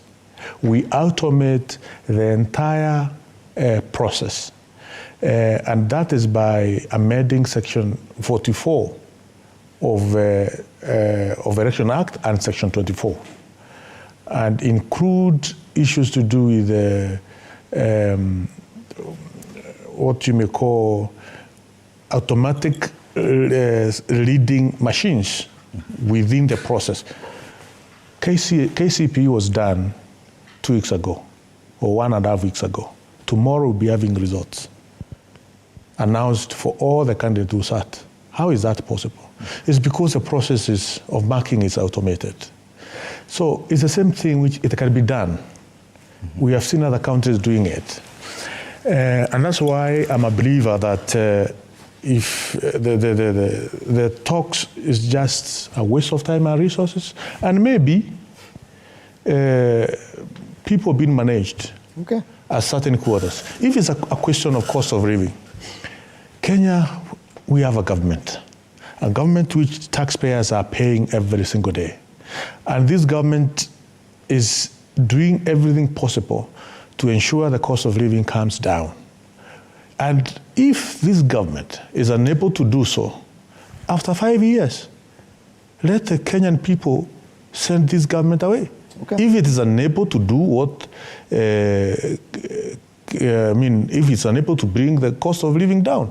But we are sure, and I know media like misquoting, we are sure that the cost of living or the work which this government is doing, it will bring the cost of living down. Already we have started seeing the prices of unga in our supermarket. We have the data. From what it was a few months ago, 250, 260, now is about averaging 176, 175, in some places 160, depending on the brand of unga. So the Kenya Kwanza government is doing everything possible to ensure. We have come up with so many motions in Parliament as a majority. And it's clear you see no consequence in as far as this. Allow me to bring Bwana Lenga. I'm not 3 days to go, Bwana Lenga. Do you see that these talks will be of no consequences? Thank you, Bwana Indimuli, for this invitation to your show. I truly appreciate. I think from the onset, I have been very clear that the dialogue between the principles of Azimio and the government was totally irrelevant. It has no benefit for the common person, because there are prevalent questions that we need to ask ourselves. When we were pushing to have certain changes made, there are people who even lost their lives. There are people who got injured. There are people who got they got injuries that will live with them forever. Was that the reason why they were going to the streets? Surely they were not going to the streets so that Kalonzo Musyoka and some friends will meet at Bomas. They were going to the streets because there were certain things they needed to be done. So if we allow this idea of people creating a stalemate for the purpose of them being invited for a conversation, then where does it leave us as the common mwananchi? These conversations have to picture us all the way from end to end. I am very sure in that congregation at Bomas, there is no protester who was called and told, come sit with us here. Let's share your experiences during the protests. Correct. What did you really want? So if they are now giving ultimatums, it's even becoming more crazy, and it's already becoming clear to the people that it was all about them. Secondly, I think Kalonzo Musyoka has no capacity to organize any demonstration in the Republic of Kenya. The only person with that capacity is Raila Odinga. So the issue of Wiper calling for demonstration, let them call the demonstration tomorrow and we see. I think Ruku seems to be an escapist of reality, together with his friend here. Because in principle, people need to understand what brought us to the bipartisan talks. It was maandamano. Kenyans were exercising their rights under Article 37. Exactly. Peaceful demonstration, picketing. And there was outcry, people saying, the chaos, maandamano is getting out of hand, so people need to sit down and talk. The cry came from Kenya Kwanza, and that is where the group, the bipartisan talks, was initiated and constituted. So when you start informing Kenyans that it's like Azimio who initiated the talks, then you are misleading Kenyans. Number two, I want to tell my brother, he said that the government is doing something to lower cost of living. Is he aware that as of today, Ruto has borrowed 1.6 trillion, and is now borrowing another 2.4 trillion. That would be 4 trillion. And the more you borrow, it means you have to increase more taxes, more levies, for the government to generate enough money to repay debts. So with such kind of a trend, how do you expect to lower cost of living? Two things. One, is very unfortunate when our leaders use bloggers to communicate to us what is happening. especially in terms of that borrowing of that money. That theory was put up by a blogger and has been debunked. Number two, what caused the dialogue to start? It was a maandamano.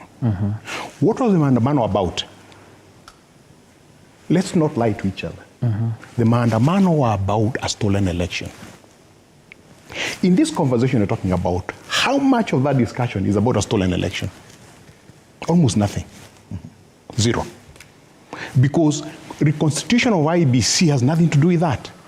It's a totally different subject that members of parliament would have sit down in parliament and actually had a discussion.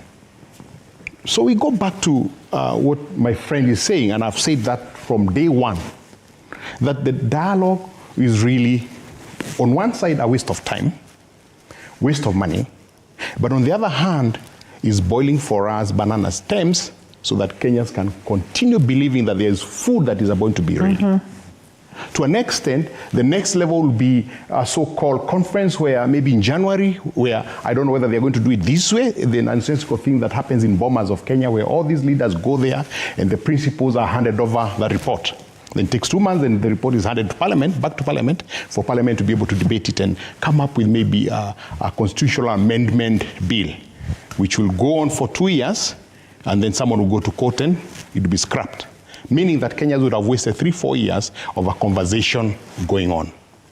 Okay. I want to repeat that the issues affecting Kenyans are known, because the government in place is the same government that was in place before.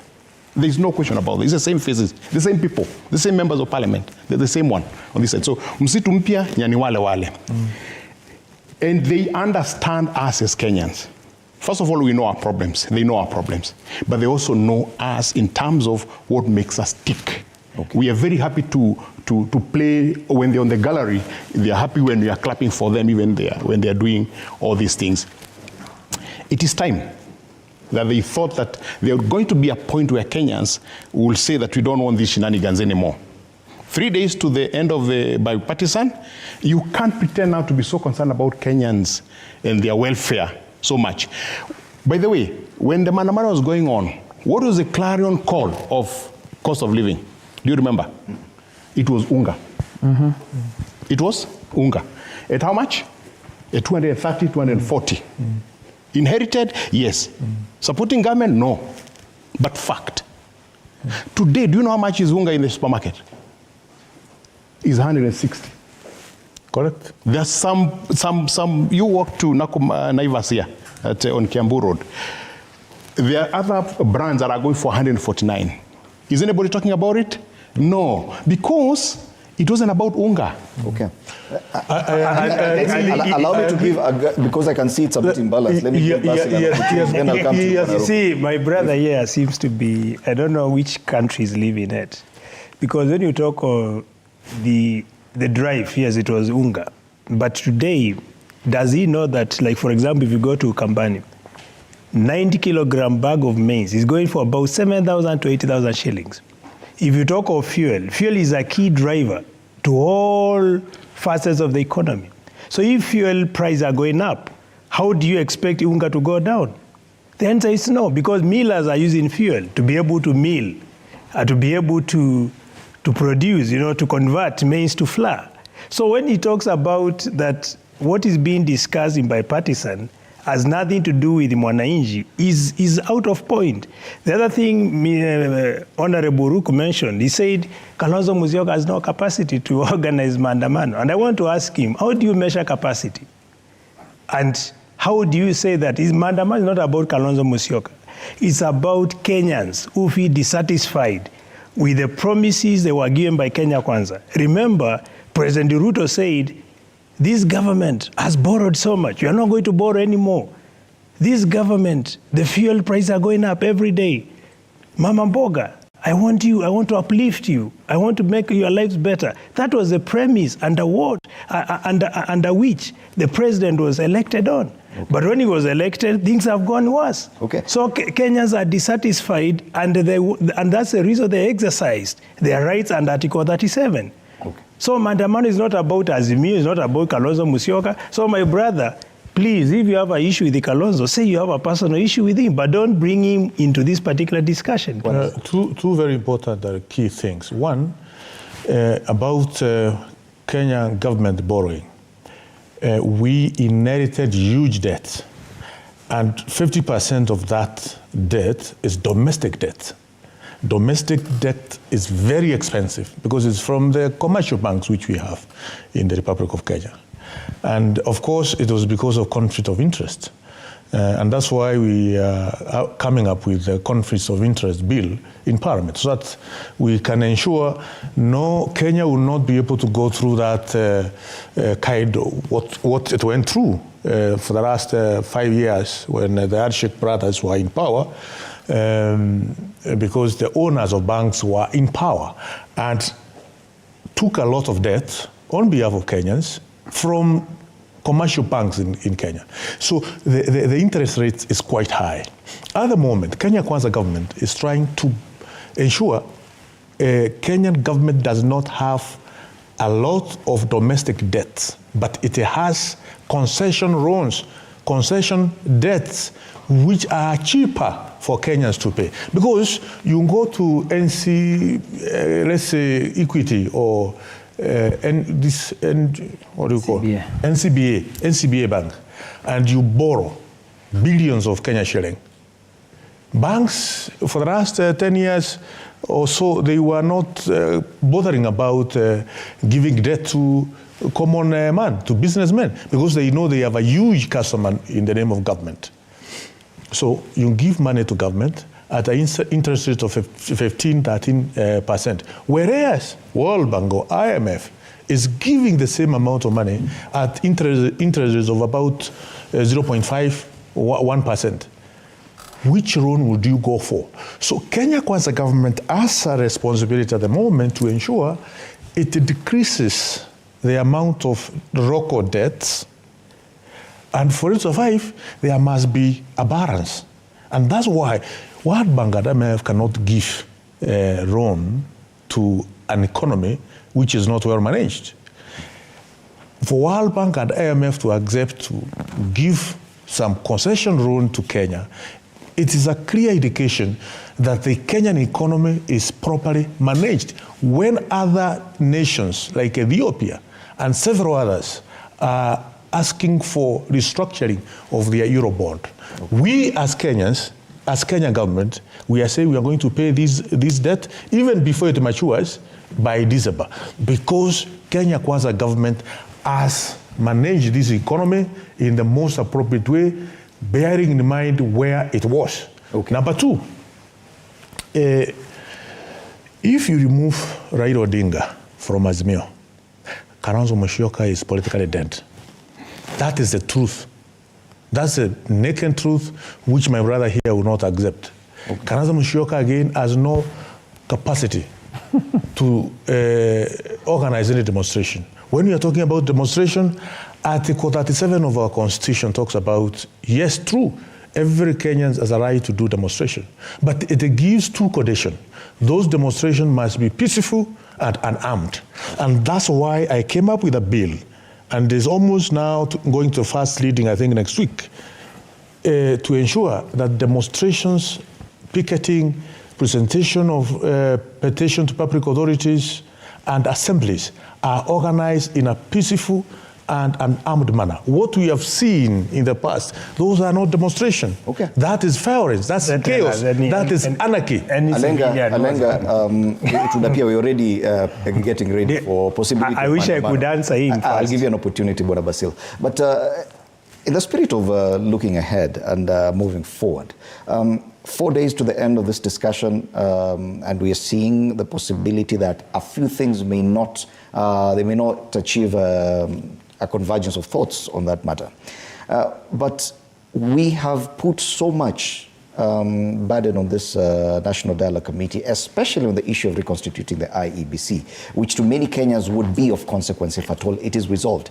Do you think that if at all this National Dialogue Committee is not able to finalize and hand over a report in a timely manner, that we will be in a position to go beyond the fact that we do not have an IEBC in place? Are we in a position to compartmentalize these issues, separate IEBC reconstitution, separate cost of living, separate some of the other things that this committee has been looking at, and be able to move ahead without the man-to-man? I think in the we have to look at these things from a full context. And what I would like to tell the honorable member for, it's Yatta. Yes, Yatta. Yeah. I am one of those people who supported Azimio. I voted for Azimio. And there are certain things we were looking for. And when we didn't get that, then we waited for the next direction. And the next direction was, yes, we need to go this way, we need to do that.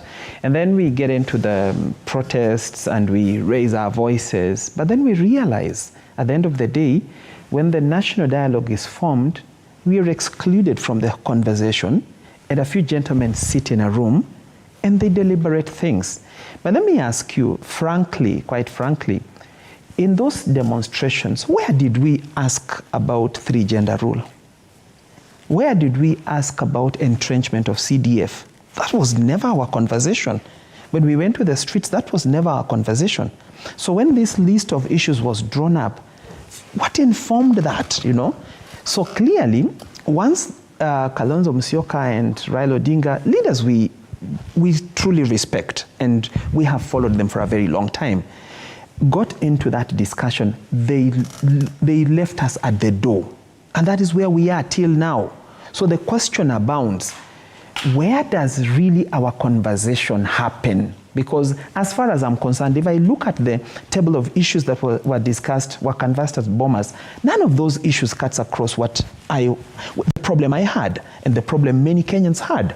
So if even the pressing issue was high cost of living, and that is what made those people in Pipeline pour water on the protesters. They were not pouring water on the protesters to help them continue on because they wanted three-gender rule entrenched in the bipartisan talks. They were doing that because life was extremely difficult for them. So then when the issue of cost of living now comes post facto, when these leaders realize we have fallen out of the favor of the people, people are now no longer trusting what we told them we're going to look for. Let us now try to blackmail government to discuss this issue of cost of living. But I will tell you for a fact, and I will tell every Kenyan outside there, the cost of living issue is not part of what Azimio wants to talk about. That's the plain truth. And if we understand that truth, it is easier for us as Kenyans to move on. Okay.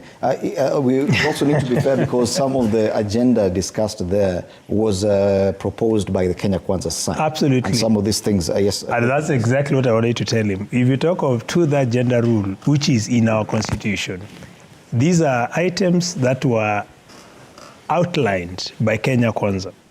If you talk of, he has mentioned two-third gender rule and entrenching the CDF to the constitution. These were lists that came from Kenya Kwanza. So he should be fair, and he needs to appraise himself so that he doesn't blame Azimio for things which are not associated. They are all discussing these issues. We cannot isolate them. So they are all, they agreed they will discuss them. When I gave you time to talk. So when things were listed, each team brought the agenda items. So the agenda items from Kenya Kwanza is exactly what he's talking about.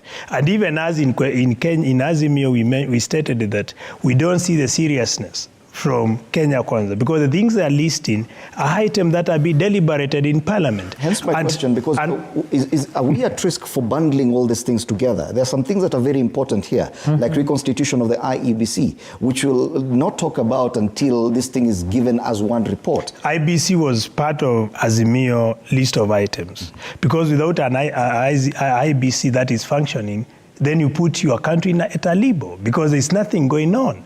If we want to have a by-election, we cannot conduct an election without commissioners. Even now, issuing of new voters' card has been suspended because the team, IB, is not functioning.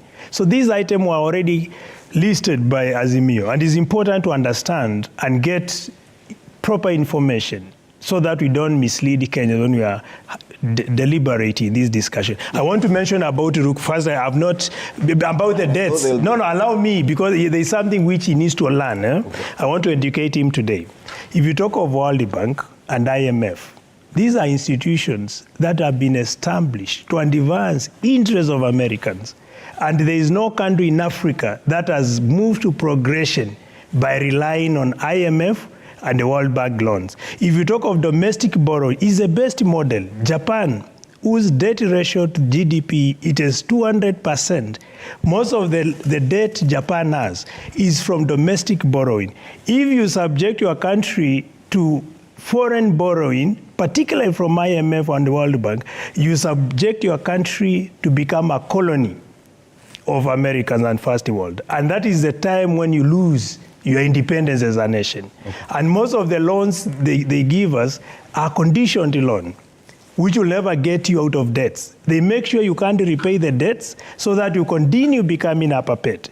So anyone borrowing from World Bank and IMF, I'm telling them you are doing the wrong thing. Because instead of borrowing from there, you need to understand domestic borrowing and investing that money in the right programs that are going to regenerate the money. That's the best model countries have been able to do. Yes, wonderful. I'm very sure that my brother can make a point here. One, we know about the structural adjustment program and what they did to African economies, which were advanced by World Bank and IMF in 1980s and early 1990s. We know exactly what happened. And at the moment, we are not in 1980s and 1990s. We have responsible economists. We have people who running this government who have gone to school properly. We have very serious economic advisors. So the issue of IMF and World Bank messing with our economy, I don't think that will happen. We know how to strike the balance so that our economy can be steady and can be productive.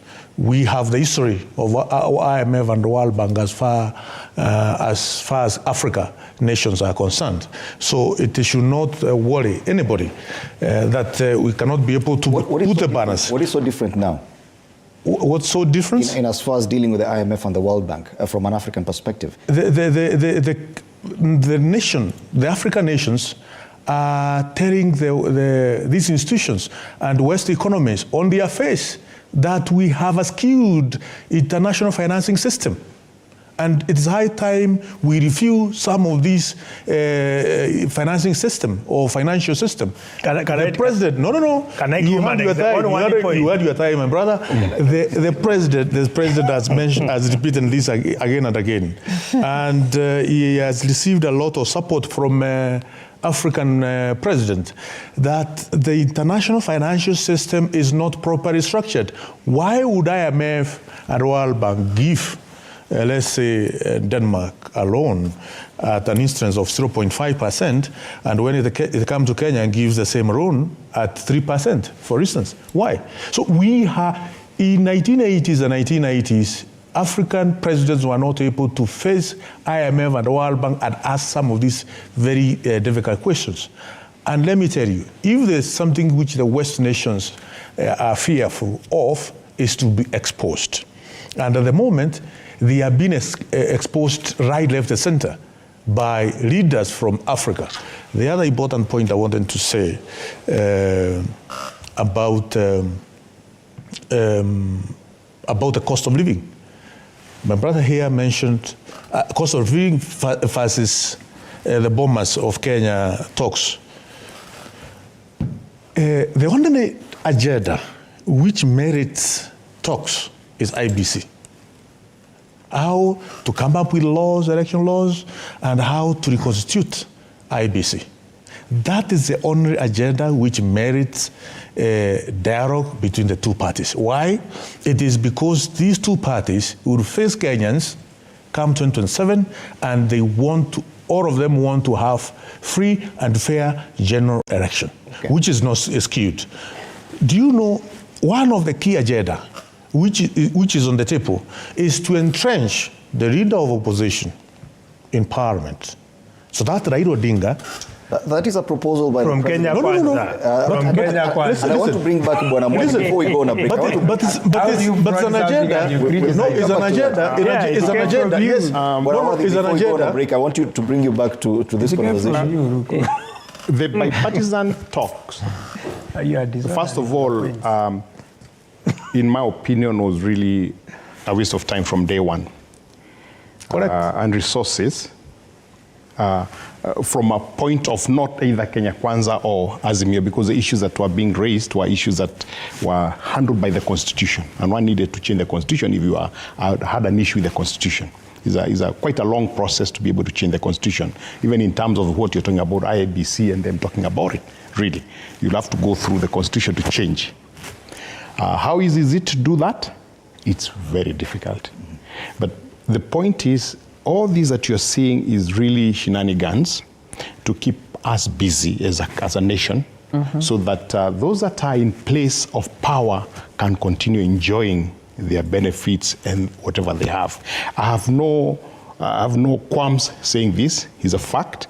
It's what I had alluded to earlier, this whole business of citizens sabotaging their own country, to ensure that even when you have a debate like this in a national TV and you're talking about the bipartisan talks and whether it benefits this country or it moves us forward, you can see us, all of us, digressing to a million other things that have nothing to do with the conversation at the end. Because when Kenyans are listening to us, they would want to know what's this fella's opinion? What is this leaders and the analysts' opinion about this whole business? But is it going to give us benefit or is it not going to give us benefit? We are able to diverge to diverge to questioning others, mentioning names and all that. And I think as a country, we have been sabotaging ourselves from the day we gain our independence. Okay. And if we don't change that, and I call to every Kenyan who can read to go and search for simple sabotage manual, but OSS, the Pakasa for CIA, to know that how much of sabotage we'll be doing to ourselves. Okay. So that we can talk about unga cost being high in March. And I'm not saying that government has done something to do that. Of course, it can happen out of the blues. But today, when the unga comes down, we should actually say, yeah, the unga has come down, but the mafuta is still high. Okay. Then be sincere with ourselves and ask ourselves, are we an island in this world? What cost of living is all going that up? thought. We're taking a short break. When we come back, I'll give each one of you an opportunity to give your final comments. I know you're itching to respond to each other. But on this issue of the deadline of the National Dialogue Committee, we still have to finalize on that and to see whether or not it will be of any consequence to this country. You're watching Morning Cafe.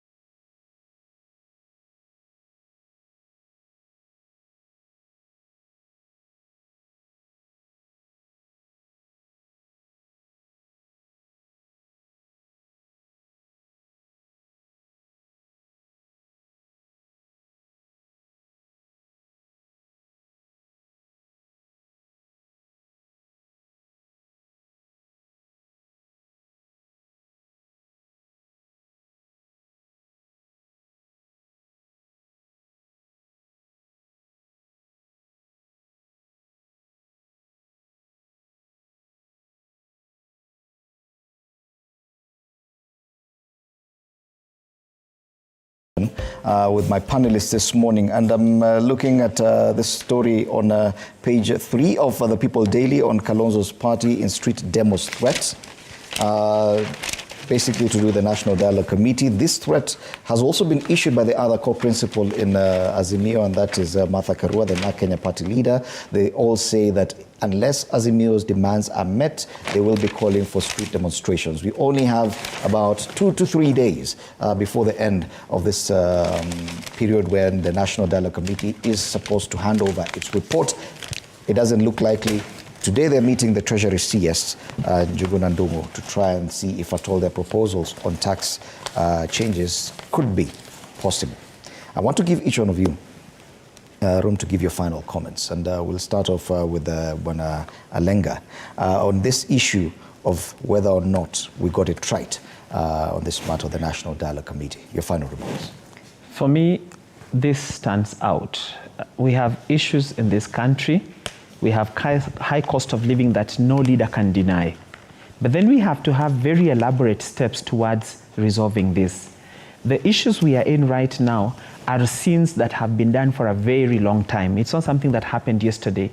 There are sins that have been done for the last 10 years. That's why the economy is now speaking to us. It's telling us you had bad manners for the last 10 years.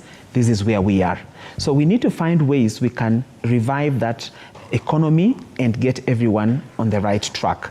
It's never about leaders, it's about us, and it's about our country.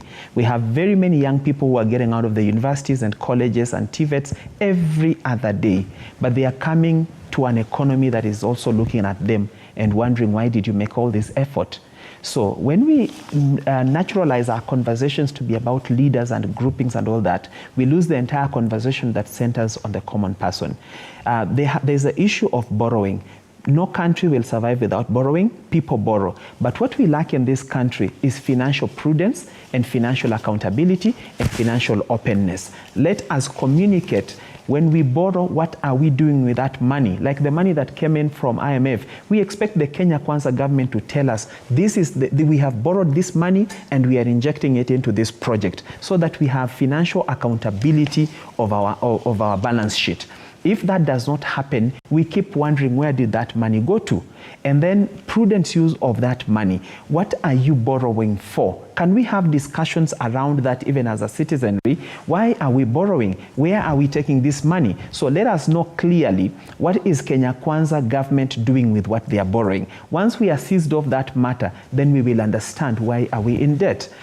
Lastly, I think this country suffers from a phenomenon where leaders are never supposed to be told when they are wrong.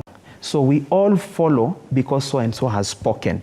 I will say, and without a blink of doubt, that the Azimio team disappointed so many people that had hopes in them.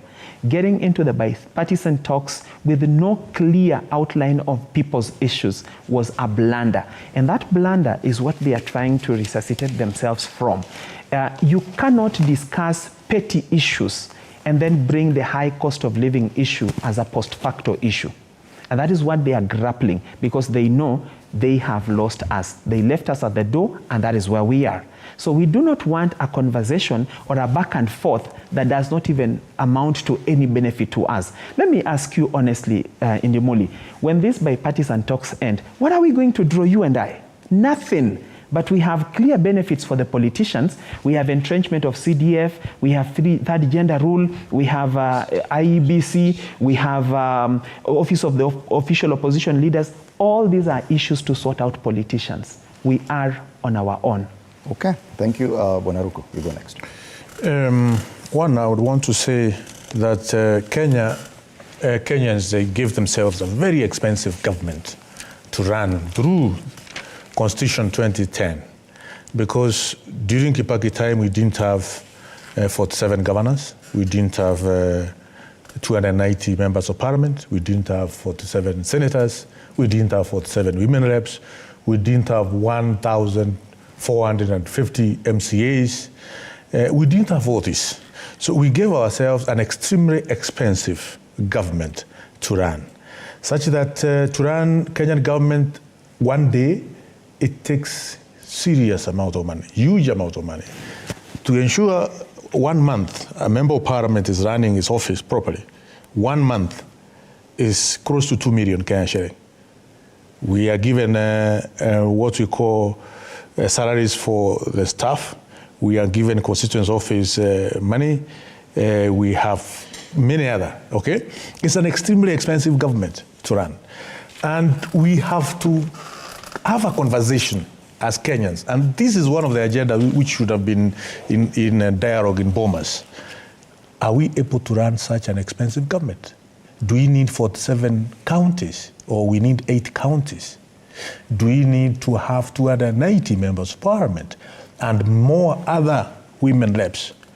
How can we minimize the cost of running Kenya government so that the resources which we are raising as a nation, most of those resources cannot go to recurrent expenditure, can go to development expenditure?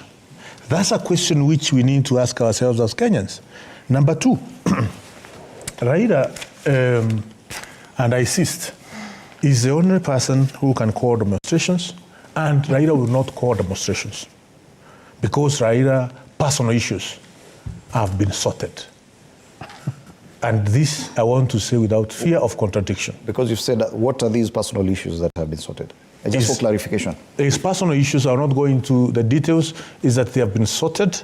Kalonzo Musyoka and Martha Karua can call demonstrations. And we see how many Kenyans will listen to the Kalonzo Musyoka and Martha Karua call for demonstration.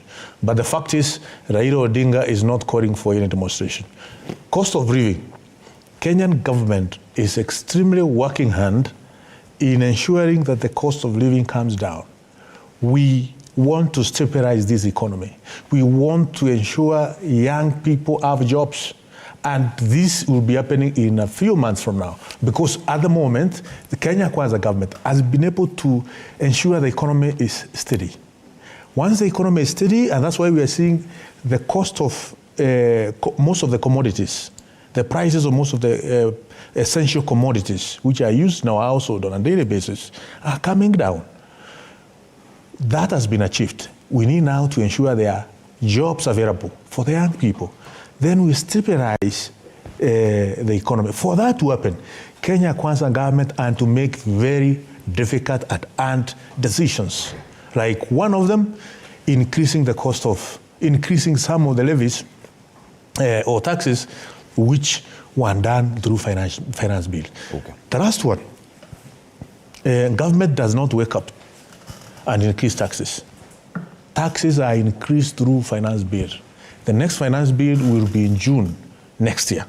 That is when the parliament will debate and pass a finance bill. That's the time we'll see whether we are going to decrease the taxes or they are going to remain the same. Okay. First, I want to tell my brother he needs to respect His Excellency Kalonzo Musyoka. Waking up and coming to spend a very important time and say Kalonzo cannot call for demonstration. It's not about Kalonzo or Raila. These are issues that are pertinent to Kenyans. As I said earlier, many Kenyans are asking themselves, now we are coming to December and January, how many of our parents will be able to raise school fees? These are issues that are pertinent and which should be discussed. Let's not politic for the sake of politicking. If you talk of the fiscal deficit in this country, it has rose by 80%. This is to tell you our financial position is worse. And I only agree with Honorable Ruku on this aspect of re-evaluating whether the devolution agenda is working. Because currently our expenditure level is above the roof. We are generating less income or revenue compared to the needs for expenditure. Okay. And it is the high time for us to resonate with the reality and see what is working, what's not working. Because you can't have a government that is having more, that like is spending more than is able to collect. And when we have such a trend, this is to tell Kenyans that the situation is going to be more worse than it is today. Again, we need to advise our government. It's not the time now to keep promises. It's the time to deliver. If you find the situation is becoming unmanageable, Why not we call experts and sit together as one nation and see what can we do to rescue our country at the point it is today? Okay. It's not about saying I'm in Kenya Kwanza, I'm in Azimio, when our people are suffering. Mama Mboga, the border people, they want a better life for them. Okay. And this is the premise that the government gave them. So if we keep on politicking, these people are suffering. Okay. So let's resonate and come up with strategies that will make life better for these people. Thank you so much, Bwana Basil. Finally, Alex Mwathi. Lamentations never build a nation. And it's very unfortunate when you sit with leaders and what they do is lament about issues. One of the provisions that is available for members of parliament is for them to be able to present white papers, to make suggestions if they think they have solutions to the so-called high cost of living, to give a white paper and discuss it in parliament. Lamenting to the Kenyans doesn't help anyone. We all know, and I have to repeat again, that we know our problems. So please stop telling us our problems. Suggest solutions. You don't need a dialogue to be able to think about the problems that are beguiling this country. Put white paper, take it to parliament, and have your paper get refusal for discussion with clear terms. In 1969, 1970, one of the things that the economy was worse than it is today in terms of ability for people to purchase. So then things like TV were coming up, radios were coming up, and one man called Josiah Kariuki, member of parliament, prepared a white paper that demanded that we create a trading system that allowed Kenya. And that's why you got these, what do you call this, when you pay on a monthly basis, higher purchase. And even the government opened up one parastatal to handle that. And people are able to get the things that they need, bicycles, radios, TVs, on higher purchase. That was a solution for that time. It still works for us even today, but it was a solution for that. Members of parliament must sit back and ask themselves, what can we do to be able to alleviate the cost of living? What are those things that you think can be done? Put a white paper, have it discussed. Don't wait for 6, 7, for 10 men to sit down, men and women to sit in Bomas for 3 months to discuss a thing that you already have a solution for it. Okay. Finally, there's an African saying that says, if there's no enemy within, the enemy outside can do you no harm. Unfortunately, we are our own enemies because we are so happy politicizing everything, creating discussion and discourses on everything, wasting time to call Njeri to go and ask her whether you have a license to import mafuta. You don't need to have her. They're telling you that for 3-4 hours. By the way, you know there are 2 committees that are going to grill her. There's a financial committee and another committee that's going. So those 2 committees, the members will sit there, will be paid their allowances, but really wasting our time. Okay. We must reach a point where we ask ourselves, can we exhaust the enemy within us? The enemy that refuses to focus on issues and focuses on themselves to be able to build them. Okay. Thank you so much, Alex Mwathi, political analyst, Robert Basil, MP Yatta, Geoffrey Ruku, MP Mbeere North, and Alenga Torostat, political analyst. Thank you so much for this very nice debate on the issues that matter, especially on that issue of the National Dialogue Committee, and for agreeing to come to this interview at TV47. Allow me to go through our editorial comment this morning as we end this session.